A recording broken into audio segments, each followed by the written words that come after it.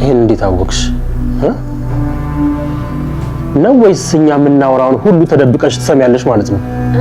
አይ እንትን ቅድስት ሁሉም ነገር ነግራኛለች አላልኩህ? ስለዚህ ደህና ሚስጥረኛሽ አድርጋሽ ሰነዳችንን ሁሉ ላንቺ እየወሰደች ትነግራለች ማለት ነው። ካጠፋ ይቅርታ። በእርግጥ ይሄን ያህል በዚህ ደረጃ አንቺን ማመናችን ለራሴ ትንግርት ሆኖብኛል። ለምን እንዳመንሽ አልገባኝም። አንተም የተጠራጠርከኝ ነው? ከኋላችን ባሳለፍነው ታሪክ አንፃር ማንንም ሰው ባናምን አትፍረጅም። በጣም ብዙ መከራን ያሳለፈ። ስለዚህ ሰዎችን ሁሉ እንጠራጠራለን። ይገባኛል። ደግሞ አንተ ልክ ነህ። አንተ ልክ ነህ። እንዴት ብዬ እንደማጠምዳ ታውቂያለህ? ዝም በይ። እድሜ ለመግዛት ብለሽ ነው ይሄንን የማይረባ ነገር የምታወሪው? እውነቴን ነው። ያቺ ልጅ ለኔም ላንተም ታስፈልገናለች። መድብል የሆነ ነገር አግኝቶ እየሄደ ነው ብዬ ነገርኩህ። ከማን ሰምቼ ይመስላል? ምን ሰለይ ናት። መድብል የሆነ ነገር አግኝቷል ብላ ደውላ ነገረች። ግን እኮ ለኔም መድብል የሆነ ነገር አግኝቷል አልሽኝ እንጂ ምን እንዳገኘ አልነገርሽኝም። ኤደን የሆነ ነገር እንደደበቀችኝ በጣም እርግጠኛ ነኝ። ለምሳሌ ምን ሊሆን ይችላል? አላውቅም። ምናልባት ግን ስለ ሉላ ሊሆን ይችላል። ስለ ጠበቃው ሊሆን አይችልም? እሱን እንዳጣራ እኮ ነው እድሉን ስጠኝ አልኩ። ችግሩ እኮ እድሉን ብሰጥሽም እንኳን አትጠቀሚበት። እመነኝ፣ በአሁኑ ኤደንን የማጠምድበት ትልቅ ነገር አግኝቻለሁ። እና ለምንድን ነው እሱ ነገር ለኔ ማጥመድ? ልጅቷን በምን ለማጥመር ነው የፈለግሽ? ልጇ ምን በልጇ ነው ያልሽው? እሷ ገንዘቤን በልታ ስራዬን እየሰራችልኝ እንዳልሆነ ስረዳ እሷን የማጠምድበት ነገር ስፈልግ በመጨረሻም አንድ ሴት ልጅ እንዳለች አታወቅኩኝ። እና ለልጇ ስትል የደበቀችውን መረጃ እንድታወጣ ልታረጊ ነው? አዎ፣ ከዚህ ውጭ ምንም አማራጭ የለኝም። ገንዘቤ እንደሆነ አንዴ ውሃ በልቶታል። ገንዘቡን ያሳሰብሽ? ገና ህይወትሽን እኮ ልታጭ። ግድ የለም፣ አንዴ ብቻ የመጨረሻ እድል ስጠኝ። በአሁኑ ከሷ የሆነ መረጃ አገኛለሁ።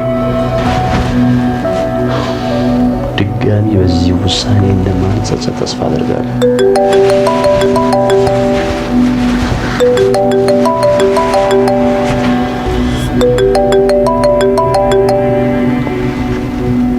ካሌብ ደወለ።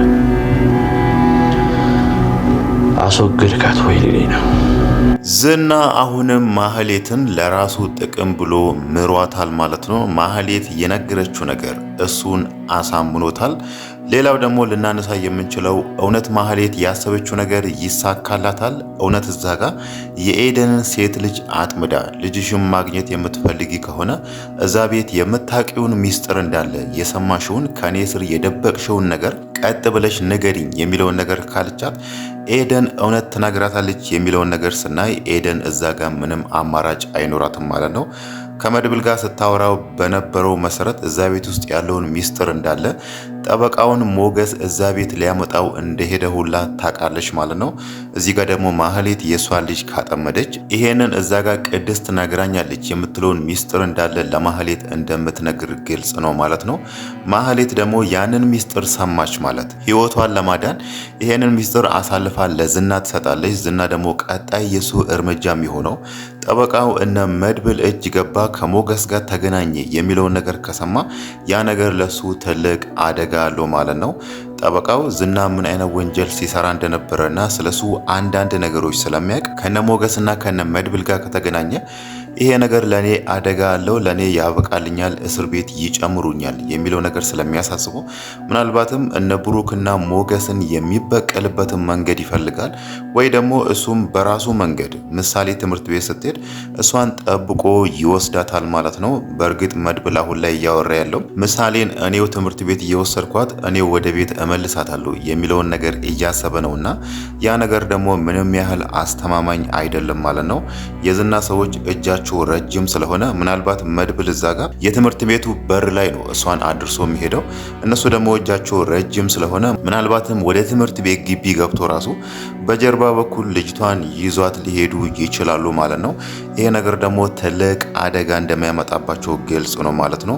ብሩክ ደግሞ እዛ ጋር ለምሳሌ ብሎ ብዙ ነገር ስለሆነ ብዙ ዋጋ ሲከፍል ስለነበረ ከዚህ ሁሉ ለምን ይሄ ነገር አይቀርብንም በሚለው ምናልባት ከሞገስ ጋር ሌላ ቅሬታ ውስጥ ሊገቡ ይችላሉ። ጠበቃውን እንልቀቀውና ምሳሌን እናስመልሳት የሚለውን ነገር ማለት ነው። ሞገስ ደግሞ እዛ ጋር ፖሊሶች ጠበቃውን ገለሃል ብሎ እያፈላለጉ ስለሆነ ጠበቃው ከእጃቸው ካመለጠ የሱ መጨረሻ የሚሆነው እስር ቤት ስለሆነ ወደፊት ትልቅ አጣብቂኝ ውስጥ እንደሚገቡ ግልጽ ነው ማለት ነው።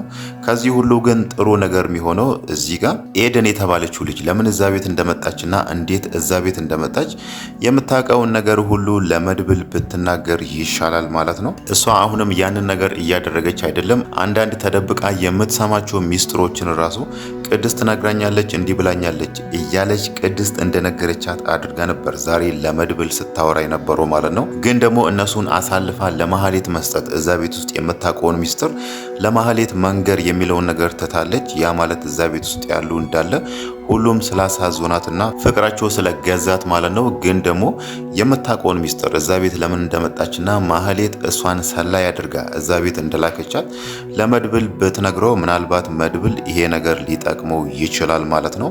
ግን ደግሞ ያንን ነገር አላደረገችምና መድብል ደግሞ ከጊዜ በኋላ ይሄንን ነገር በራሱ መንገድ ካወቀ ኤደንን እንዴት እንደዚህ ያረግሽኝ፣ እንዴት ተቀየርሽብን በሚለው ምናልባትም እሷ ላይም ሊቀየር ይችላል ማለት ነው። ግን ደግሞ እሱ ራሱ ዛሬ በጣም ያስገረመው ነገር ከዚህም በፊት እኮ አዲስ ሰው እኛ ቤት ሲመጣ ወይ ደግሞ አዲስ ሰው እኛ ሲቀላቀለን እንጠራጠራለን፣ ያንን ሰው ቶሎ አናምንም ሲል ነበር። ግን ደግሞ ኤደንን እንዴት ቶሎ እንዳመኗትና ቶሎ ወደ ራሳቸው እንዴት እንዳቀረቧት የሚለው ነገር ለሱ ራሱ በጣም እያስገረመው ነው። ግን ደግሞ አሁን ላይ ኤደን ሳይረፍድ ይሄንን ሚስጥር ቶሎ ብላ ለመድብል ብትናገር ይሻላታል ማለት ነው። ሌላው ነገር ደግሞ ልናነሳ የምንችለው ስለ ማህሌት መጨረሻ ነው። የማህሌት መጨረሻ አሁን ላይ በካሌብ እንድትሞት ብሎ ተደምድሟል ማለት ነው። ባለፈው ሀብታሙ የተባለው ሰው ብላክሜል አድርጋኛለች፣ እንዲያደርጋኛለች፣ እቺ ልጅ ታስፈራኛለች፣ ከጊዜ በኋላም ይሄንን ቪዲዮ ታወጣለች፣ የሆነ ቦታ ደብቃ ይሄንን ቪዲዮ ስላላት እኔ እርግጠኛ ሆኜ ነፃነት የሚሰማኝ እሷ ስትሞት ነው ብሏልና ይሄንን ነገር በቀጥታ ለካሌብ በመንገሩ ካሌብ አሁን ላይ ዝናን እያስገደደው ያለው ልጅቷ መሞት አለባት፣ መገደል አለባት የሚለውን ነገር ነው። ዝናም እዚህ ጋር ምንም አማራጭ የለውም። ካሌብ አለቃው ስለሆነ ማህሌትን ማስወገድ የሚለውን ነገር ቢስማማበት ራሱ ግን ደግሞ እዚህ ጋር ማህሌት የነገረችው ነገር እሱን በጣም አሳምኖታል።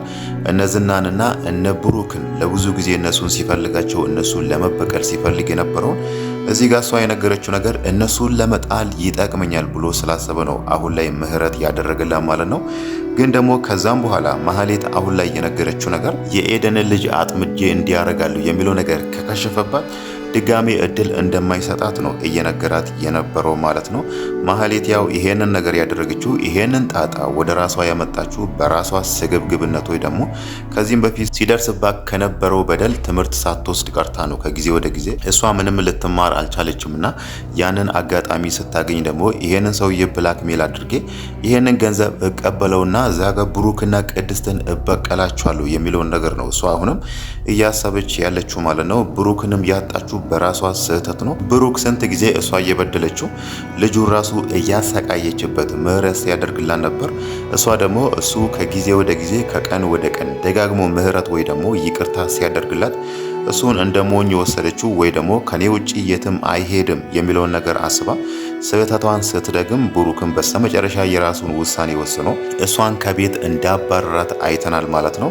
ግን ደግሞ በራሷ ስህተት እዛ ጋር ትዳሯን አታ ባሏን አታ አሁን ላይ ቅድስትን ነው ተጠያቂ እያደረገች ያለችውና ሁለቱንም መበቀል አለብኝ በሚለው ነው ራሷን የማይሆን ስህተት ውስጥ ጨምራ ያገኘችውና በስተመጨረሻም ለህይወቷ አስጊ የሆነ ነገር አሁን ላይ እያጋረጠባት ያለው ማለት ነው።